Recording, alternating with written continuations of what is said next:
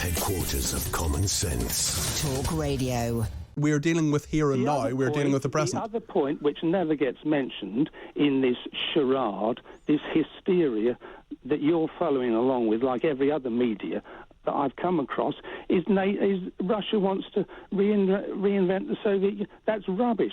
The last person that wants to invade Ukraine is Putin. What? Sorry, Mike, that's nonsense. No, that is nonsense. Sorry, Mike, that is absolute nonsense. He has invaded Ukraine. That is what he has done. That is a fact. He didn't want to do it. He had to do it. He had to do it. Why did he have to do it? Why did he have to kill people? Why did he have to kill civilians? Why? He doesn't want to kill anybody. Oh, come on. That's nonsense. So, yeah, right. So, as I was saying, when there was this coup in 2014, as soon as Poroshenko came to power, he started shelling the separatists. Would we, if Scotland declared independence, would England shell Scotland? No, we wouldn't. But again, you're making another comparison. You're sorry. I want to get back to your point where you're saying Vladimir Putin doesn't want to invade. Do you feel he's been forced to invade? He ran out of options.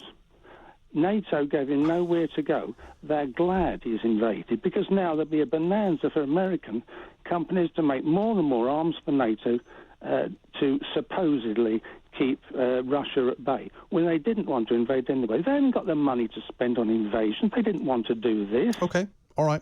Mike, we're going to have to... I thought you'd have to get rid of me. No, I'm not getting rid of you. I'm getting rid of you because we're coming up to the news. That's the only reason. I haven't finished.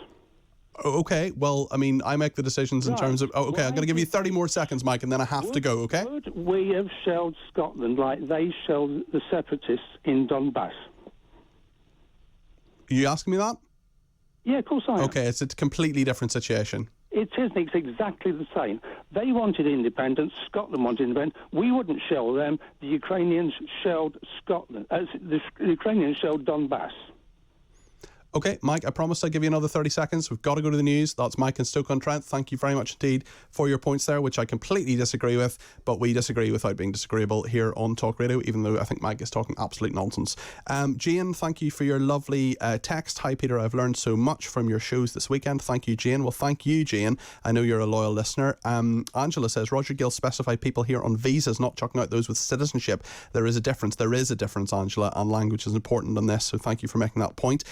Eric Johnson in Manchester says Peter in Swansea was correct. That was Peter who's making points about migrants a little bit earlier on. Gary in Halifax has been in touch as well to say that regarding Roger Gill's comments, he probably didn't word it very well. However, we are in a state of war. To give context, in World War II, Germans, Italians and Austrians, we placed in internment camps. Not sure I agree with Roger Gill on this one, but you can draw parallels. Thank you to Gary in Halifax. Thanks to everybody who was in touch, including Mike in Stoke-on-Trent, who I profoundly disagree with, but disagree without being disagreeable. That is what we do. Good talk. Hot talk. Bold talk. Talk Radio. Listen on your smart speaker. Watch it live on your smart TV. The world headquarters of common sense. Talk Radio.